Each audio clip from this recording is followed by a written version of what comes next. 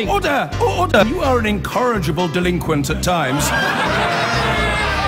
Behave yourself, man!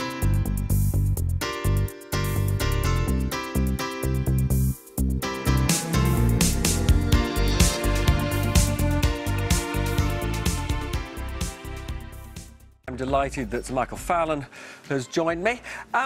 Your colleague, Amber Rudd, has said that there would be more terror attacks if Jeremy Corbyn became Prime Minister. That's disreputable alarmism. There's no evidence for that whatsoever. Well, look at the man's actions, not just his words that he spoke to you this morning about. Hang on, but more look terror attacks. Well, hang on, just let's look what he's done. This is a man who has opposed, as I think you tried to bring out, every piece of anti-terrorist legislation, who does not support, noticeably this morning, does not support our military action in Iraq and Syria, where the RAF are trying to keep us safe, dealing with terrorists who are planning attacks against Western Europe and indeed against this country, and who's always questioned the nuclear deterrent and indeed our NATO deployments. We would certainly be less safe if Jeremy Corbyn was Prime Minister. Well, hang on a second. He says this morning that he would get another 1,000 operatives into the security services. He would increase the numbers of police on the streets. His actions as Prime Minister would go in completely the opposite direction. No, we're already increasing the number of armed officers in our streets, but presumably he would now start taking out some of the terror legislation that he doesn't like. If you're going to keep people safe... He has not said that. Well, if you're going to keep people safe, you have to keep them safe at home and abroad. And I thought was appalling this morning that he's not prepared to support the training that British troops are giving to the Iraqi forces in getting rid of ISIS-Daesh in the Middle East, or the strikes that the RAF are carrying out to deal with terrorists who are planning atrocities in Western Europe and this country. Jeremy Corbyn is soft on terrorism.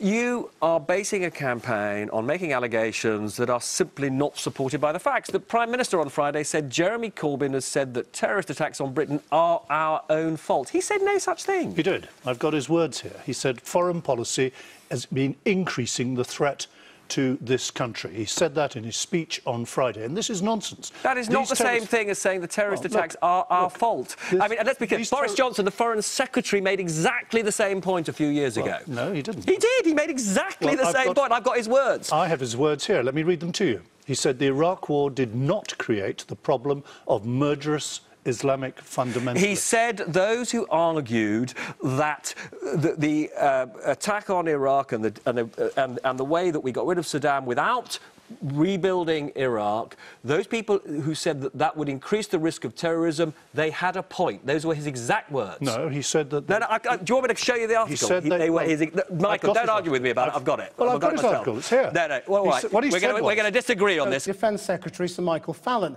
And I asked him why he had described Mr Corbyn's speech as muddled.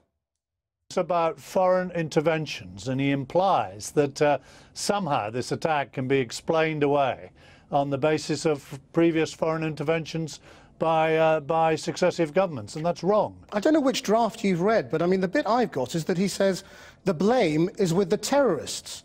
But if we are to protect our people, we must be honest about what threatens our security. We must be brave enough to admit the war on terror is simply not working. What's wrong about that? Well, what's wrong about that is there have been attacks in our country that have been nothing to do with the war against terror. For example, 2005, the London bombings, that was well before we got involved in Libya. 2005 was after Iraq, wasn't it? No, but it was before Libya. You know, the attack on the Twin Towers, that was well before the Iraq war. So there's no correlation here between foreign policy and this appalling act of terrorism. And that's where Jeremy Corbyn has gone wrong.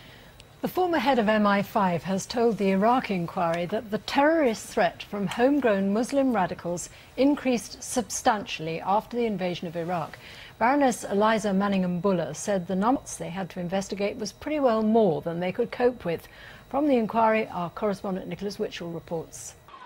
There was never any evidence, she said, that Saddam Hussein had anything to do with 9/11, and Iraq had then posed only a limited and containable threat. But then Britain took part in the invasion of Iraq, and the terrorist threat changed dramatically. Our involvement in Iraq radicalised, for want of a better word, but a whole generation of young people, some of them British citizens, not a whole generation, a few among a generation, who were, saw our involvement in Iraq on top of our involvement in Afghanistan as being an attack on Islam. By 2004, she said, MI5 was pretty well swamped with intelligence about possible terrorist plots in the UK. And in Iraq itself, she said, Al-Qaeda had been given an unprecedented foothold. And arguably, we gave Osama bin Laden his Iraqi jihad. So that he was able to move into Iraq in a way that he wasn't there before. Did torture play into the hands of Al-Qaeda? Yes. It's a propaganda coup for them to be able to say that the West, with its much vaunted principles, adopts these techniques. And that's damaging to the West? I believe so.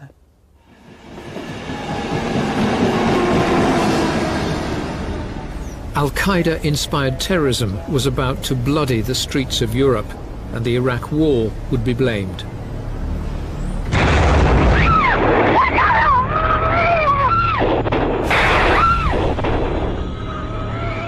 Multiple bombs exploded on 4 commuter trains in Madrid. 191 people were killed. More than 1,800 were injured.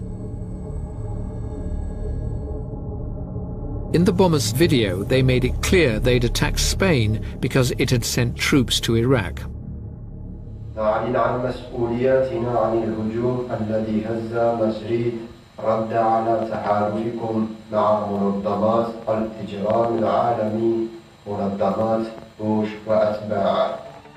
We have thick smoke coming from the tunnel. We need to clear now Russell Square.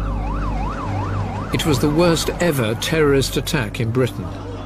3 underground trains and a London bus were targeted by British suicide bombers.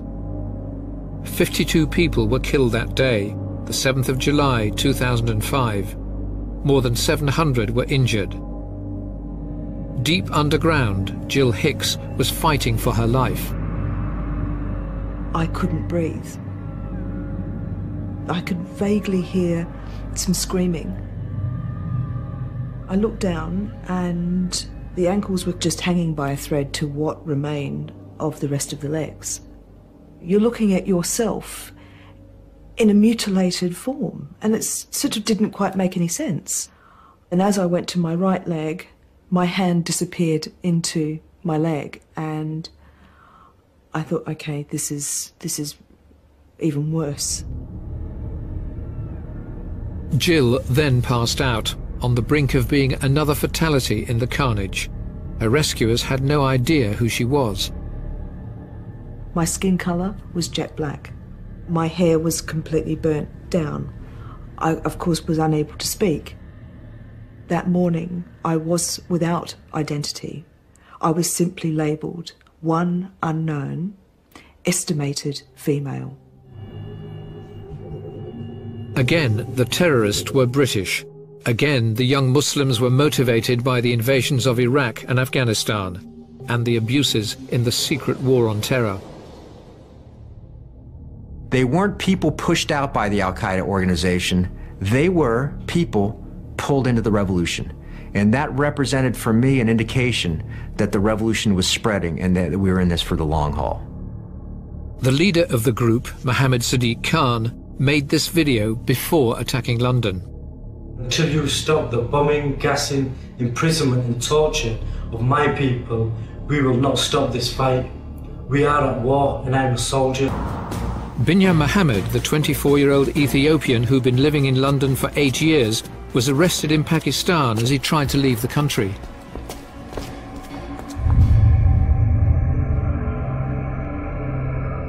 This was just the beginning of a 7-year ordeal across 3 continents. Binyam Mohammed says that in Pakistan he was hung by his wrists, beaten with a leather strap and subjected to a mock execution. He alleges MI5 was aware he was being tortured. His case would raise questions about what the British government knew about his treatment.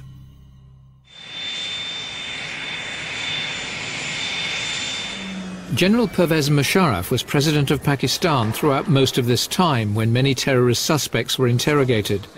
And Musharraf was a crucial ally in the West's war against Al-Qaeda. We are dealing with vicious people. And we have to get information. Now, if we are extremely decent, we then don't get any information. We need to allow leeway to the intelligence operatives, the people who interrogate. Complicity in torture is a criminal offence, but a police investigation into Mohammed's allegations has not resulted in prosecution. The longer these questions remain unanswered, the bigger the stain on our reputation as a country that believes in freedom and fairness and human rights.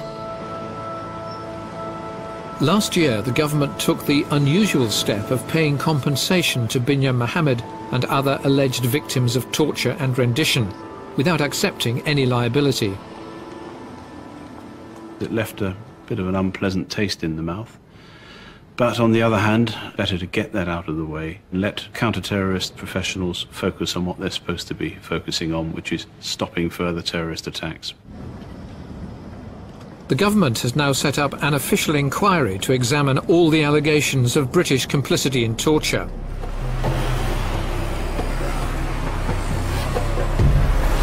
Many allege they were tortured in Pakistan and forced into confessions by its notorious intelligence agency, the ISI. Saladin Amin from Luton alleges he was visited by MI5 whilst being tortured in Pakistan over 10 months.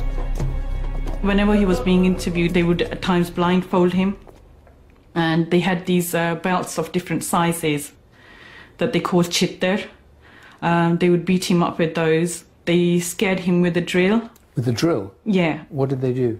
And they'd say things like they'll put a hole up his backside. He was told by the ISI officers that it's our friends that want you, referring to the United Kingdom officials. But the interesting part about this is that he was also interviewed by the United Kingdom officials approximately 10 or 11 or 12 times, around that time from Saladin Amin's recollection. Later, at London's Paddington police station, Amin confessed to involvement in a bomb plot. He was sentenced to life. But he insists this was a miscarriage of justice because of his torture and British complicity in it. I am very clear that we are not and have not been complicit in torture. And I'm in no doubt that all the countries concerned, including Pakistan and indeed the United States, were very well aware of what British policy was, which was we don't do this, we don't ask other people to do it. The British government say they told Pakistan, perhaps you directly, that they do not want the ISI to torture British citizens, British subjects. Have you any recollection of that being said to you on behalf of the British government? Never. Never once. I don't remember at all. They haven't said to you, we're concerned about the treatment that British subjects are getting in Pakistan, please don't do it, don't torture them? No. We don't agree with it? No, no. Nothing? Not at all. Would you be surprised if they'd said that to you? Well, maybe they wanted us to carry on whatever we were doing. It was a tacit approval of whatever we were doing. President Musharraf told me that maybe they wanted us to carry on with whatever we were doing. It was tacit approval. That's what... He's wrong. There was no tacit approval of torture. There was no blind eye turned? No. Is Britain complicit in torture? No. I think this raises a much broader question. Al-Qaeda is a global threat. To counter it, we need to talk to services throughout the world. We have to be careful and cautious in some of those relationships. But to decide that we're never going to talk to the following 50 countries in any circumstances means that you are deciding deliberately not to try and find out information that you need to know. In 2006, a secret government document about dealing with foreign agencies considered that in extreme circumstances, life-saving intelligence should be weighed against the level of mistreatment anticipated. In 2010, the document was revised and that reference omitted. And that's the difficult dilemma. MI5 cannot avoid dealing with Pakistan's intelligence services, whatever their notoriety. This has prompted a fierce debate in America about the justification for torture. It would be absurd to say that torture never gets a result that's true. Of course it does. I mean, I could torture you and get your name very quickly. But your question, the first question you always have to ask is this: is torturing someone making the world safer? Or is it actually inspiring people that we're such hypocrites about democracy and the rule of law that they hate us more? Now, you cannot look at the last 10 years and say that what we did in Guantanamo Bay and the torture that we've done elsewhere has made the world safer. That's just an untenable position. The intelligence from torture is often unreliable, but although it's unfashionable to say so, in some circumstances it can save lives, however immoral it may be. So is torture justified? In a democratic society, the answer has to be no. And there's another danger. Once the methods utilized in the secret war on terror were exposed, Al-Qaeda would be gifted a propaganda victory. Because alongside the secret war was a very public battle for hearts and minds. In the very month Khalid Sheikh Mohammed was waterboarded, that battle was about to begin in earnest. The invasion of Iraq, a Muslim country, enraged Islamic communities around the world. In London, the Joint Intelligence Committee had privately warned Prime Minister Tony Blair of an increased risk of radicalisation.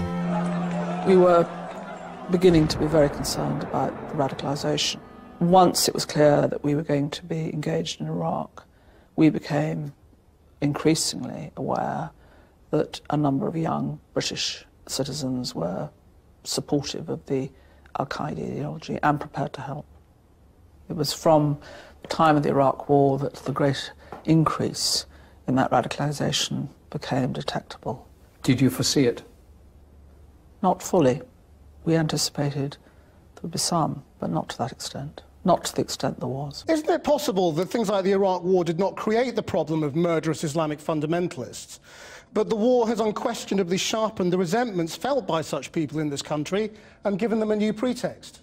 Well, I don't think you should allow pretexts for people who blow up innocent children. Because those are actually the words of Boris Johnson, the Foreign Secretary. Well, they're not entitled to excuses.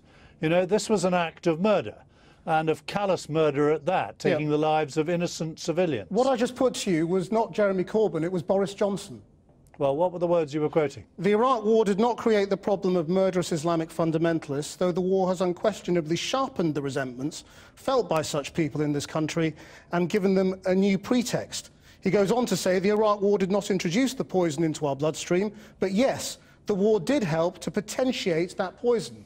That's exactly the same as what Jeremy Corbyn is saying now. No, I think it's more is what he's saying that of what I've said. He said you can't use attacks like this to explain away terrorism. Actually, on the contrary, he said it is difficult to deny that they have a point, the Told You So Brigade. Well, I don't agree with that. So Boris Johnson, the Foreign Secretary, is wrong? Well, I'd have to see the words that you're trying to quote to me. I don't have them in front of me. Well, I've just told you them. Well, I'll have to look at them. No, but there is one important point here, Robert. Come on, you've had a go. There is one important point here. He said it gave them a fabricated pretext. He did not use the word fabricated. Well, in this particular article, he did not say that. He says pretext. Now, the difference with Jeremy Corbyn is saying that can give them a justification. These people, by the way, are not attacking our foreign policy. They're attacking our home policy, our way of life. They want to blow innocent civilians You're making up. a point about his judgment. Do you accept that you personally, do you now accept that it was wrong of you to go and see Assad after his election victory in 2007? Oh, 10 years ago, we all hoped that Assad would be a better leader than his father. The government then had You made a misjudgment, didn't you? No, we all went to see Assad, MPs from all parties and government ministers. We all hoped... But you were there. Why won't you admit that it was a mistake? No, it wasn't a mistake to talk to Assad. We all wanted him to be a better leader of Syria than his father 10 years ago. That has not turned out to be the case. Well, if Diane Abbott changes her mind, why can't you? I can certainly tell you now that he's not a good leader of Syria. Of course not. He's been murdering his own people. But at the time, 10 years ago, we all hoped he would be a better leader. Now, on this negative campaigning, there was a different issue I think I'd like to pick up with you about, which is that in the EU referendum, the Remain side, your side, lost on the basis of a negative campaign. In the London mayoral elections, the negative campaign of Zach Goldsmith backfired appallingly for you. I mean, what you're doing is going to lose you the election, isn't it? No, we're pointing out there is a very real risk of Jeremy Corbyn becoming Prime Minister of this country in less than 2 weeks' time. That the negotiations for Brexit, which need to be successful, would be in his hands. But where is Theresa May's positive vision for Britain? Well, she set out a vision for successful Brexit negotiations, what we want out of the negotiations, a new special partnership with Europe that covers economic cooperation, covers trade, but also covers security cooperation.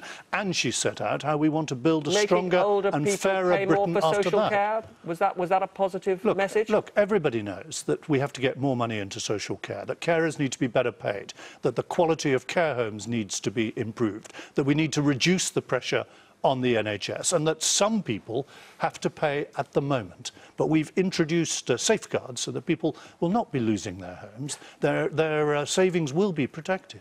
I mean, your side is in disarray over why this. Do you think that? Well, because the papers are filled with stories about Linton Crosby, Fiona Hill attacking Nick Timothy for coming up with this policy. Robert, you know this is Westminster tittle-tattle about various Westminster figures. The campaign, of course... Well, you're right, because the big issue here is that this was Theresa May's policy. She made a misjudgment. No, this is Theresa May leading our party. We've put into the policy now some additional reassurance because of the scaremongering of Labour after the manifesto was published, further reassurance that people will not lose their home, they will not lose all of their savings, but yes, some people will be asked to make a contribution to raising the quality of social care. Now, I talked to Jeremy Corbyn about the credibility of his economic policy. Yeah. The IFS says that cutting immigration to the tens of thousands would hit tax revenues by around £6 billion a year. Where are you going to get that money from? Well, it's not possible to make that judgment yet until we see the pace. So you're saying, you are a rare politician who thinks the IFS is not an impartial judge? No, the IFS has always been an impartial judge, but it's not possible to be precise about these costings until you see the path of reduction of the immigration.